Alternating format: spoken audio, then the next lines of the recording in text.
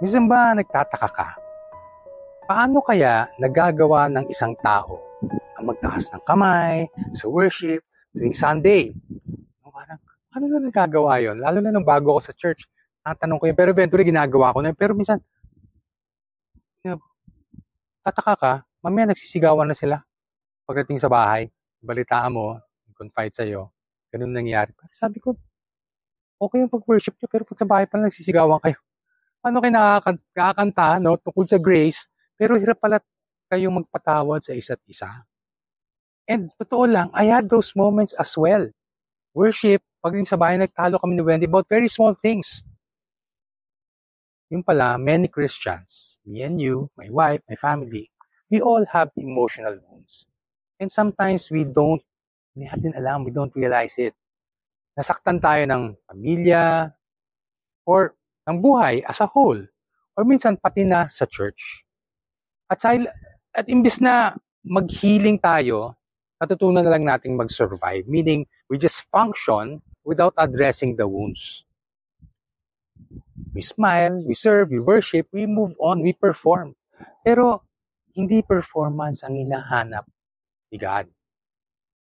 Ayaw niya nang kakanta tayo ng worship song, so nag-o-obey tayo out of fearful compliance. Or para lang magpakitang tao, para lang magustuhan tayo ng tao dahil nag-o-obey tayo. Gusto niya, we are obeying, we are worshiping out of relationship. Real, honest, surrendered connection in response to the story of the gospel. Naalala ko yung isang worship service na matagal na ako nag-church since 1989. Ang ganda ng atmosphere. People were crying, lifting their hands, nagtitinginan pa, di ba? Spirit-filled. Pero ilang oras lang ang lumipas. Nakita ko, no? Kasi nagkaroon ng parang basketball. After the worship service, several hours after, nakita kami sa isang basketball court. Aba, nagmurahan at naghamulan pa ng suntukan. Wow, di ba? Bago pala ako Kristiyano, mga 2 taon pala ako Kristiyano, ganito pala sa church. And Lord, what kind of worship actually, tanong ko, what kind of worship actually transforms a life? Or what kind of worship is a result of a transformed life? Number 1, I mentioned kanina, I realized being in the healing ministry, worship happens, deep worship happens when there is deep healing. Sabi ni Jesus, these people honor me with their lips, but their hearts, yung emotions nila, are far from me. Pwede kang kumanta, pero puno ka ng wrong emotions, ng bitterness, anger, or fear. Pwede kang mag-serve, pero may galit ka doon sa mga sinaserve mo. Naiinis ka doon, di ba? Nasa admin ka, daming tanong, naiinis ka. O kaya nag-worship, di ka na worship, di nagtataas ang kamay ng mga tao. That's why inner healing is not optional. If you want to experience deep joy in worship and obedience, healing creates space for joy. Wholeness brings freedom in how we worship and we love. Number 2, emotional maturity is spiritual maturity. Hindi siya napaghihiwalay. Sabi ni Paul sa Philippians 4:5, let your gentleness be evident to all. The Lord is near. EQ, or emotional quotient, is our ability to process emotions. Our emotions and the emotions of others. Relational quotient, or RQ, is our ability to connect and respond in love. Dito pang counseling session lang itong emotional quotient, relational quotient. It's part of what the Holy Spirit wants from us. Holy Spirit from outside goes in us, transform us, and from inside us, it goes out. Because how we treat people reflects how deeply we let God love us. Okay? So, I hope, let's ask the Holy Spirit to make that make sense to us. Number 3, God wants transformed hearts, not just informed minds. Alam mo yun, parang dami ko nang alam sa Bible, pero parang daw nagbabago. It takes a lot of humility to admit that, but that's very true for many Christians. Sabi ni A.W. Tozer, we can know the right words, yet never be changed. Napansin niyo ba yun? Yung Ang dami mo nang alam, ang dami mo nang natutulong sa church, pero pansin mo, yung ugali mo, yung patience, kindness, goodness, faithfulness, self-control, parang hindi nagbabago. It's because we have emotional wounds that we're not healed yet. We quote verses but struggle to say, I'm hurt. Takot ako.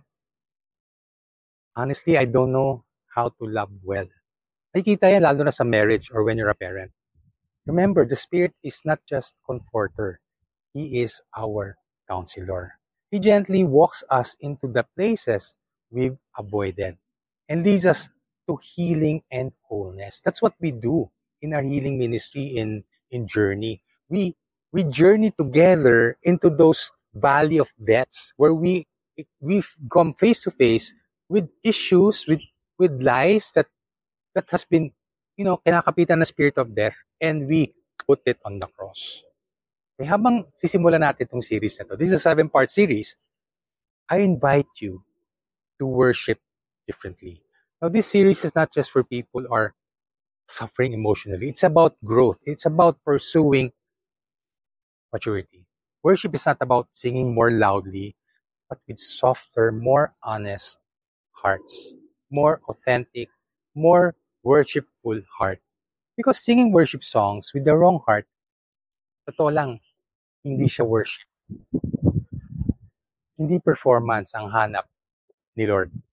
Gusto niya ng puso na totoo, na transformed, na healed, na buo, na handang magpa-heal. He wants love that is free. When you say freedom, it's the freedom to be like Christ in loving God. The freedom to worship Jesus as Lord and Savior out of belief of the gospel, not forced. Obedience that flows from both faith and joy. Deep, deep joy. I read the book that says joy is one of the most powerful motivators in doing what is good. And let's be real. Maturing in our emotions is a lifelong journey. Hindi po natatapos to. Walang, healed na ba ako? Tapos na ba? Hindi. Emotional maturity doesn't happen in one sermon. Healing is a daily invitation. Transformation from the inside out is a lifestyle. Wholeness is a lifetime pursuit. Facing past and present wounds so we can grow in relational maturity, in the way we receive, recognize, love, and the way we relate to God, the way we worship. So let's pray. Hinga tayo, hinga. Ama, salamat dahil hindi ka tumitingin sa galing namin magkanta, galing namin sa panlabas. Pero sa totoo lang, totoo naming kalagayan sa loob. Yun ang gusto mo. God, people may look at the outside, but you look at what's inside. Tulungan mo po kaming huminto sa pag-pretend, ang gilas. Tulungan mo kaming dalhin sa iyo ang takot, galit, at pagod. Talagang nangyayari naman talaga in response of this broken world. Heal mo ang mga sugat na matagal na naming pinakaya at tinatago. At palalimin mo ang aming worship. We want to worship hindi dahil sa takot, kundi dahil sa freedom and joy as a result of what Jesus did on the cross. Tulungan mo po kaming maglakad sa journey ng healing and maturity. Isang araw, isang sugat, isang hakbang. Bawat araw. Itong aming panalangin sa ngalan ni Jesus. Amen.